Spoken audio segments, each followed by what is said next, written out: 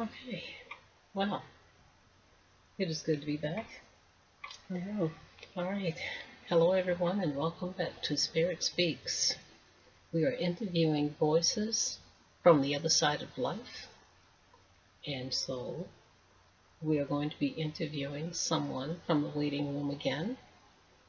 And we'll introduce you to this person as we go along.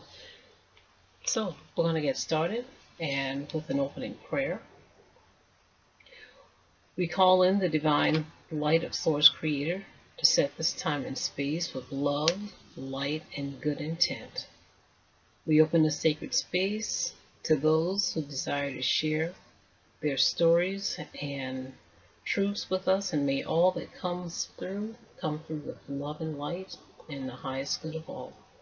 And so it shall be. Okay.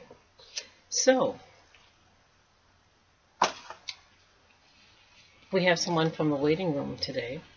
I'm not absolutely sure how to address her.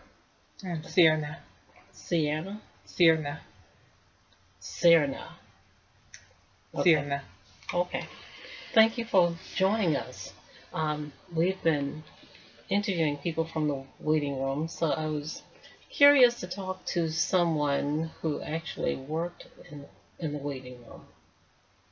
And for our audience, can you tell us a little bit about, or just tell us something about the waiting room and why it's called the waiting room, a wet resting place?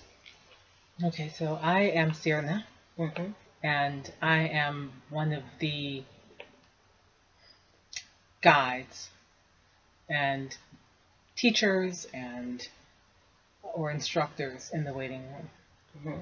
So when we began working together, it was to help a pod that I was working with at the time complete their waiting room training. Okay.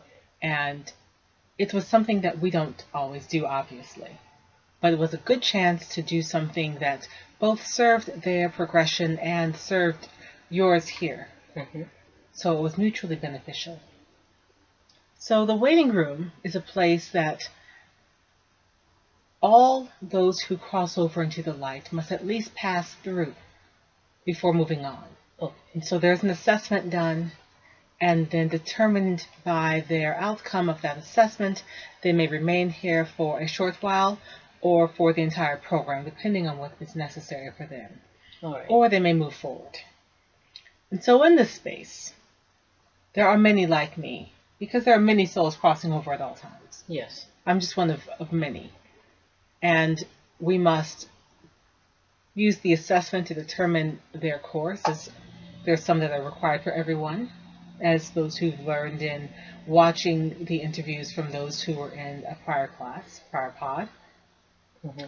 There are some that are handpicked based on the person's developmental needs.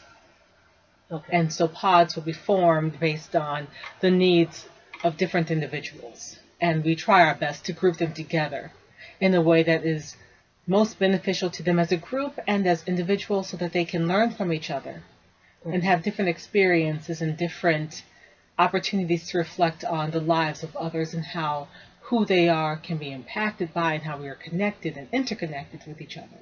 Mm-hmm. Okay. Which is why you saw the diversity in that pod that you all interviewed.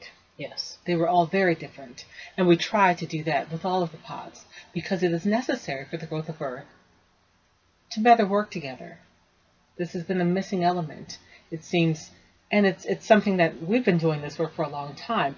However, on Earth, there is such a disconnect between people. Yes, there is. There's these little groups, and everyone must be by themselves and define themselves in these small parameters. And we are so much more expansive. Yes. So here, in this waiting room, which some may call the resting place, but we don't really rest here. And there's not a whole lot of waiting. You're just waiting to go to the next place. That's the only reason we call it waiting. Okay. Because you must go through here, and you must wait until you are ready to move on. Is there a better, correct name? No, the waiting room, we don't have names here like you all have here. The waiting place is a good name for waiting place. Okay. Yes. Okay. Because it's waiting to move on. And you must pass your certain levels in order to do that. Okay. Okay. Thank you. Now, this is a personal concern I had, and it probably was not necessary to have it, but I'll ask it for the benefit of those who heard. I had a concern about sending too many lost souls and wandering souls into the waiting room. Was there a need to have that kind of concern? That was one reason I kind of slowed up. There's no need for those concerns. We have many souls here. We have many who are willing to help and waiting to help. Okay. Being one of the workers here is an honor. So being able to work with those coming into this place is an honor. And there are many, many, many souls that are not coming immediately to incarnate back on Earth or into another system. And so there's plenty for us to do on this side in the meantime, and this serves as a place to do that. And it helps. So we would much rather have more work to do here because those souls have come in than later on trying to fix the turmoil and the disruption of having them remain there. Oh. Because the issue is that those souls remaining here do cause issues. They cause trouble for those who are still living. And then those living people come here anyway. Right. Okay. So releasing them from the energetic and vibrational field of Earth is a good thing. Okay. We can handle it. You can handle. Okay. We can handle it. All right. So I will continue to work to send. Please do. Okay. We all have our jobs to do, and this is our job, and we handle it. Thank you. There are people on Earth who do what's called ghost hunting, and will just send people into the light. Is that okay? The way that's done, or does it cause any kind of confusion when they just find a soul and just send them to the light? If they successfully send them into the light, they will figure out where they are. Okay. Because once you reach the light, this place, there's additional illumination to the mind. The confusion and the veil melts away. Ah, okay. Okay, great. So there is no worry. If someone can make it into the light, there is no worry. We will take care of them. We will help them. Okay. So we are taught here that when someone goes to the light, that they should be accompanied by an angel or a family member. Is there any reason why they need to be accompanied by another entity or individual? In some situations, yes. Why is that? So in some situations, there's uncertainty and there's a disbelief.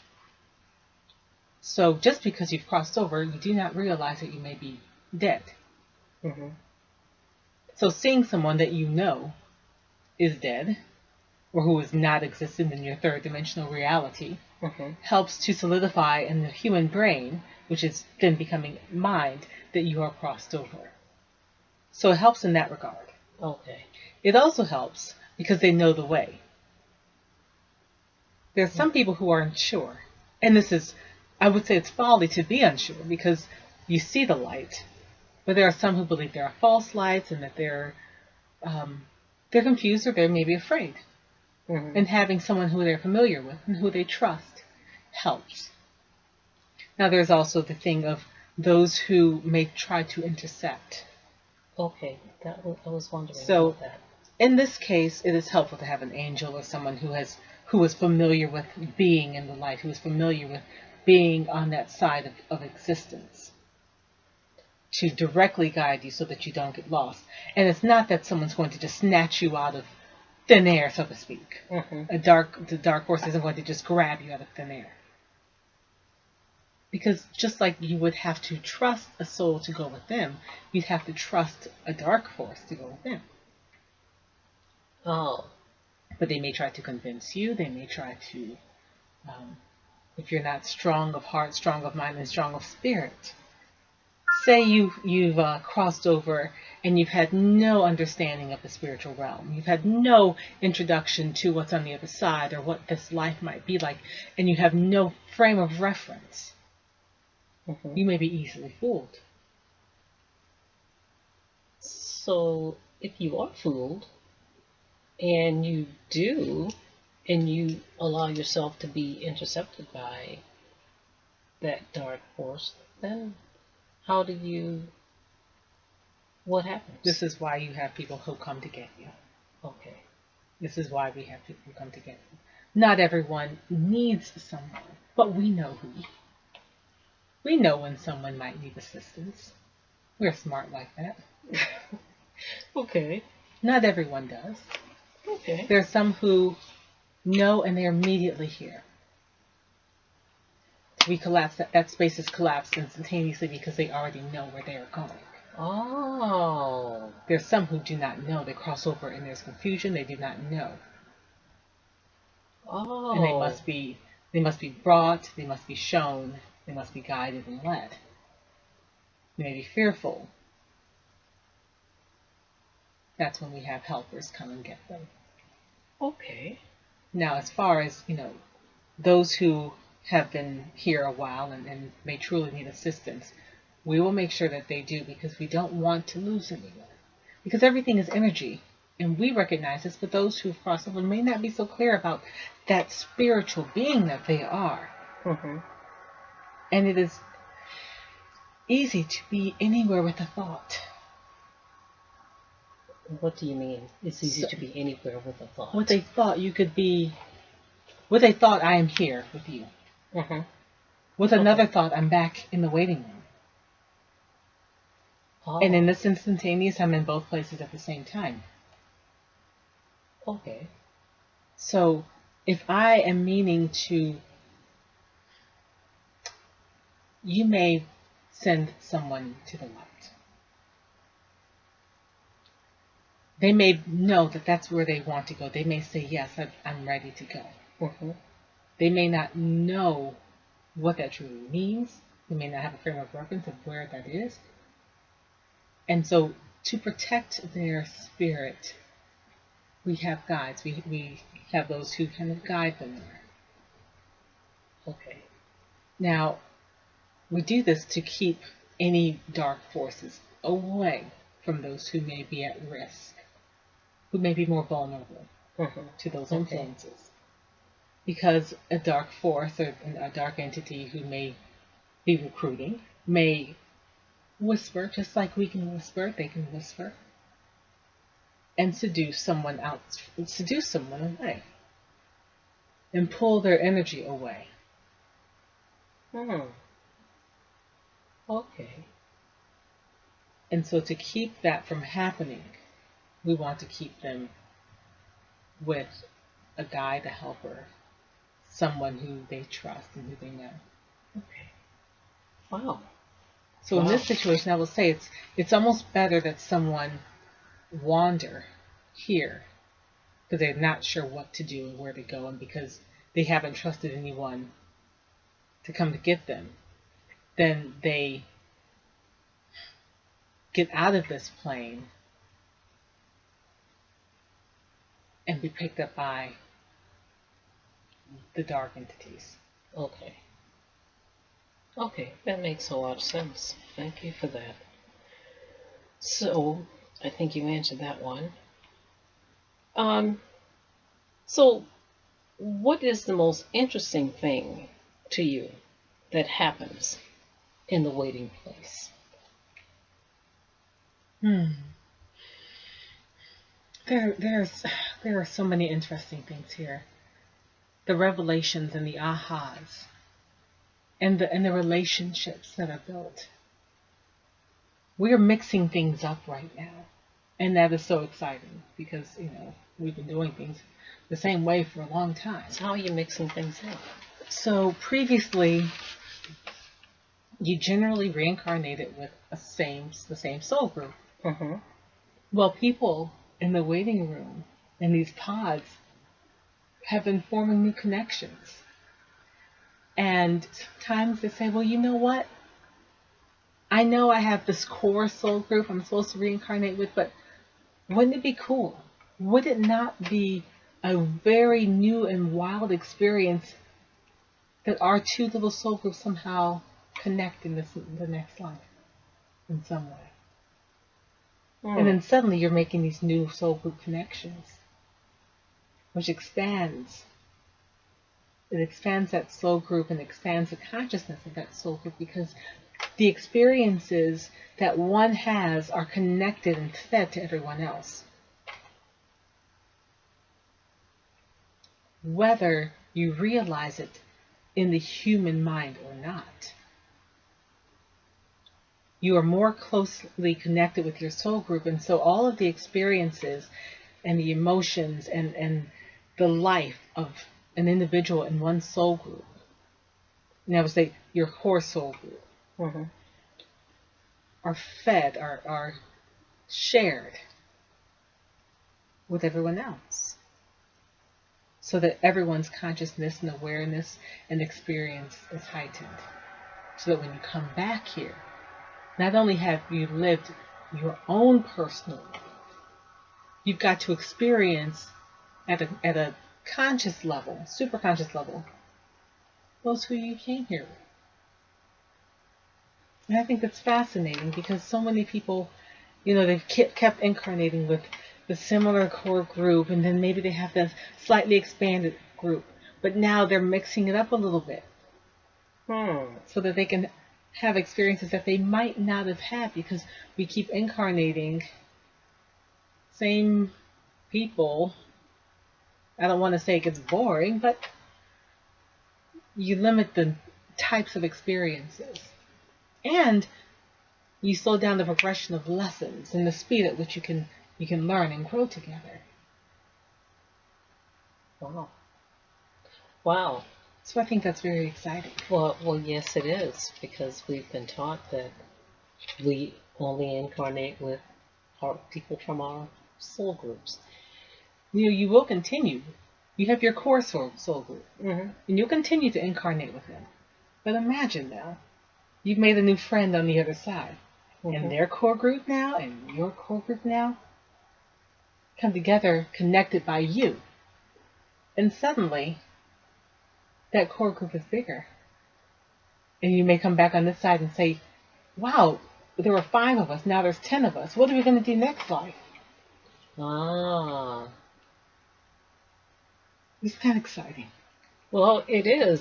It is. So if that's what you're doing now, when does Earth get to when will are people incarnating now in the larger and mixed soul groups? It has begun. It has begun. Okay. That's awesome. It is. It is awesome, and it is exciting. And it's going to change how people experience. And we're hoping that it will also help people better connect with each other here.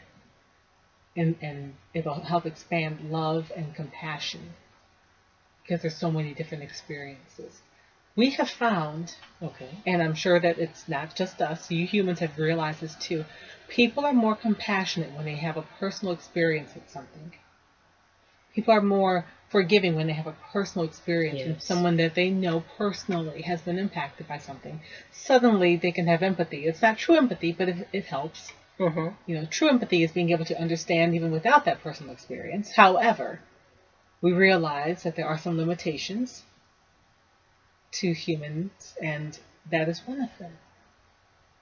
Many cannot experience that compassion, that empathy, without having something personal in their lives.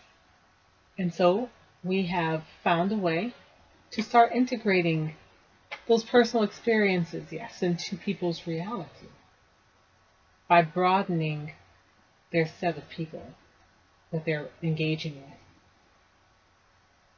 Wow. Okay. Okay. Well, I'm not going to, that generates another question, but I'm not going to ask that question now. That's going to be another kind of interview. Okay. Um, That is fine. okay. So, a question about something that Bernette saw. When Bernette saw the people lined up, she was at a Kroger store, she looked up in the sky, she was asking a question, and she saw all these people lined up. Was she looking at the waiting place, or what was she seeing at that time?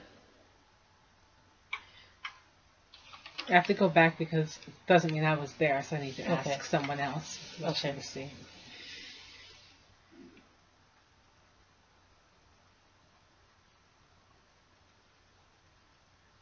She was seeing a representation of people who need help crossing over. She was not seeing the waiting room. Oh, so the line of people were people on their way. Those are people who needed to cross over. It was a representation, I'm being told, of those who, of all kinds of people who needed to cross over into the light, who had not yet. Ah, Some of them would have people coming for them. Some of them would be helped by angels or their understanding of God, and others needed help from people like you. It was a representation of the need that we needed her to see. oh, which is some of what we're doing now. It absolutely is, yes. Oh, So it was not one place or one thing. It was a representation of the need and how many souls needed help. oh, okay. And I should say need help, not needed, because the need continues. Yes. Yes. Okay. So our time is winding up, but I'd like to ask you I'd like to ask you if is there anything else in closing that you would like to share that's going to help those who are hearing or watching this video and us for the work that we're doing as well? There is one thing. You can't cheat life. You cannot cheat life.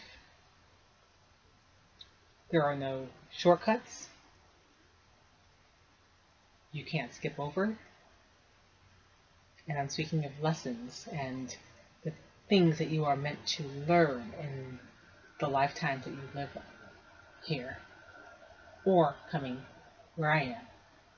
You're going to have to learn these either way. You cannot cheat it. Okay, well, thank you, because that was one question that I did have, but I did not ask. Wow. Thank you for that. I still have more questions, but our time is winding up, so I guess I hope that we can have another interview at a later time, if it's okay with those working in the waiting room. We possibly can. Okay. We just need to plan for it. Okay. Well, we do have busy lives up here as well. Yes, I do. You do. I do. You do. But it is very helpful when we can hear what you're doing. Maybe it'll make it a little less work, and people can move a little faster through. That would be nice. The process. That would be nice. Yes. So I thank you so much for joining us. Thank you for having me. Thank you for asking for me to be here. And would you thank our thanks to everyone in the waiting room who've allowed you to step forward and represent and answer our questions and do this interview for us. We thank you. Thank you. We'll allow you to step back. Wow. We're grateful for this interview and for all that has been said and done, and we pray that you will receive it all with love and light and enlightenment. And we say, so it is.